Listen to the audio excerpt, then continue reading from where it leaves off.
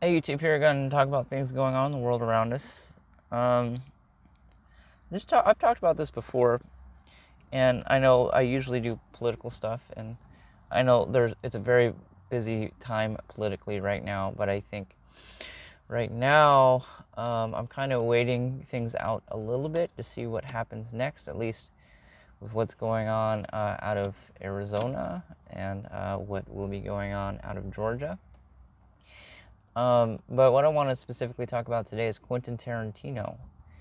Was on the Joe Rogan Experience, and Joe Rogan, um, being a martial arts commentator, decided to ask Quentin Tarantino about the controversy surrounding Once Upon a Time in Hollywood and his portrayal of Bruce Lee.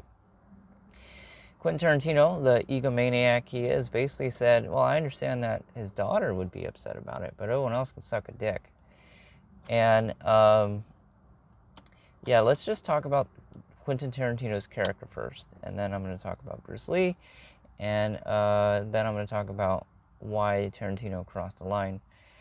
Um, and I've defended Tarantino in the past, but let's just get this straight.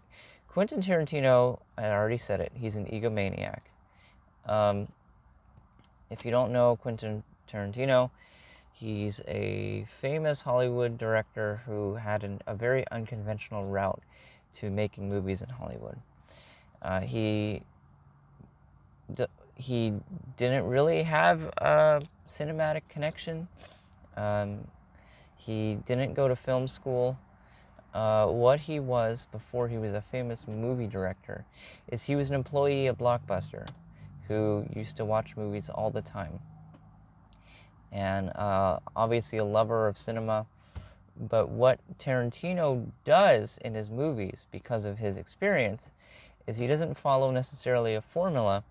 It's his movies are all hodgepodges with often scenes literally copied shot for shot of other movies. Kill Bill, for example, a lot of the shots are shot for shot remakes of The Chinese Connection. Guess what? Starring Bruce Lee. And a lot of, like Django Unchained, for example, literally have shot for shot remakes of other Western movies. And Tarantino tends to use the shield of it's all homage. It's all a love for the craft of cinema. It's all me being referential to all these Hollywood movies that have come out in history that I love. And he, in making all these homage hodgepodges of all these movies in the past, had become this very wealthy and famous Hollywood producer, director, writer. And it's very sickening and disheartening to me that someone who with such uh, prestige that is somewhat unearned uses his platform to kind of abuse um, what Hollywood, like, films are meant for, and that's enriching the experience of humanity and somewhat educating people on things that happen. And it's not for me to define what Hollywood is, but I'm a cinema and television, I've been working in the industry for 15 years. Like, um, I lived in LA for 4.5 years working in the industry, went to Cal State Northridge. Um, I know like 6 people who are on the Academy of Motion Picture Sciences. So I'm not just bullshitting from just a layman. Like, I have the experience here. And yes, I agree that Hollywood needs people like Tarantino to shake it up. But at the same time, Tarantino is a prick. He's a defender of Harvey Weinstein. Like, there are certain things that have happened in Hollywood that are indefensible, Harvey Weinstein being one of them.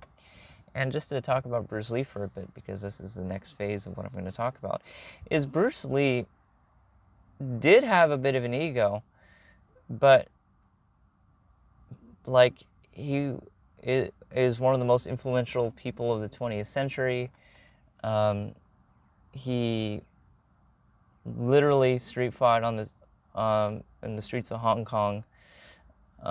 He literally was denied hundreds of experiences or hundreds of opportunities because of the color of his skin. And I say that, and people think I'm some sort of race baiter, and no, that's not the case at all.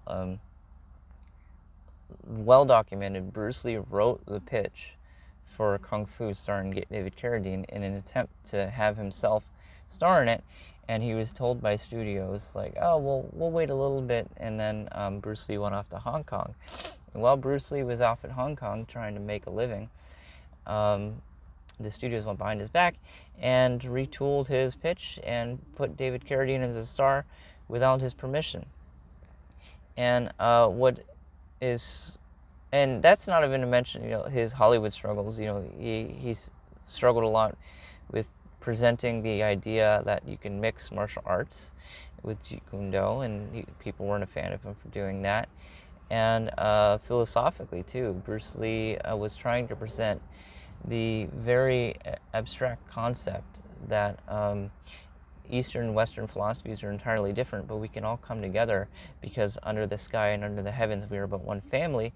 On the Pierre Berton show, and Pierre Berton was kind of presenting him as this Asian foreigner in the United States, yet he was born in the United States. So that's just a representation of what Bruce Lee was. Bruce Lee was a bridge between Eastern and Western culture that was often presented as some different person, yet he was a United States citizen. And that's just also representative of what was going on in the 1960s and 70s in Hollywood.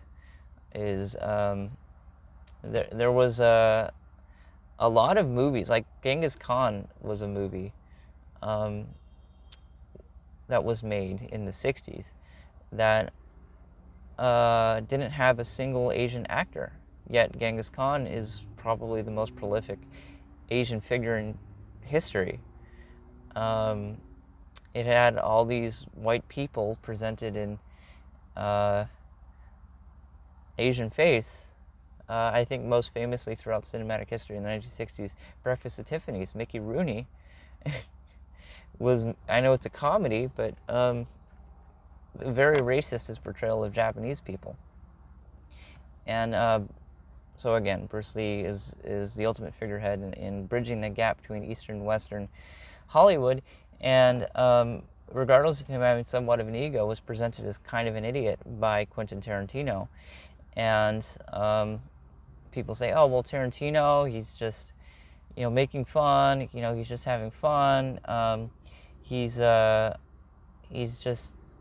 making a parody film of 1970s Hollywood. And it's like, well, yes, but Bruce Lee's a real person. And you literally took his likeness without any permission from the Bruce Lee Foundation, any of his family members. How would you feel if you had a father who used to work in Hollywood or whatever, and then some random Hollywood director decided to just take his likeness and present him as somewhat of an idiot? So yeah, Tarantino did say, well, I can understand his daughter being upset, but everyone else can suck a dick. It's like, well, no, Bruce Lee means a lot to a lot of people. And Tarantino's inability to understand that just reflects his egomaniaism, and it's very disheartening and saddening, because although I do see that Quentin Tarantino is an egomaniac who ended up being super successful because of happenstance and him making a good pitch, and now he's a super wealthy person. I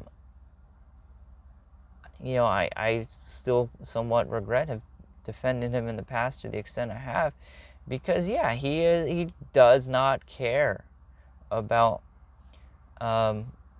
what he's doing. And Once Upon a Time in Hollywood, I understand, would not necessarily even come close to the cultural impact Bruce Lee had, but it would negatively affect Bruce Lee's influence globally. And Bruce Lee, again, this is me gushing somewhat because I am a big fan of Bruce Lee.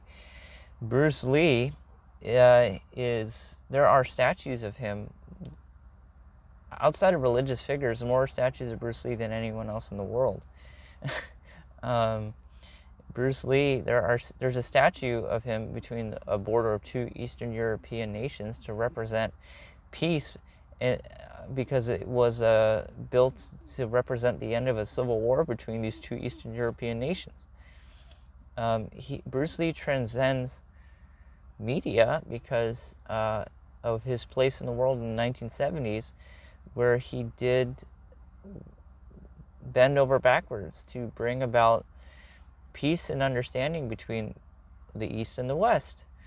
And this is well documented with his philosophical writings, his interviews, what he had to do to make it in Hollywood,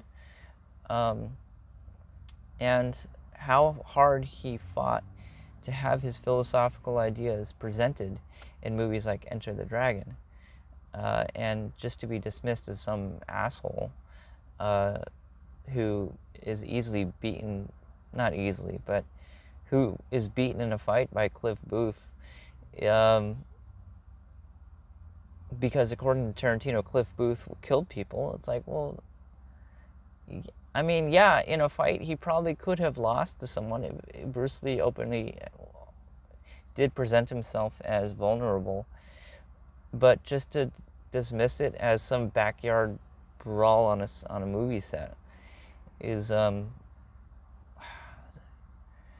there's a lot of nuance that needs to be kind of discussed, but Tarantino just making a big fat joke out of it is frustrating. And just people need to know that Tarantino is a Weinstein defender who made it in Hollywood because he was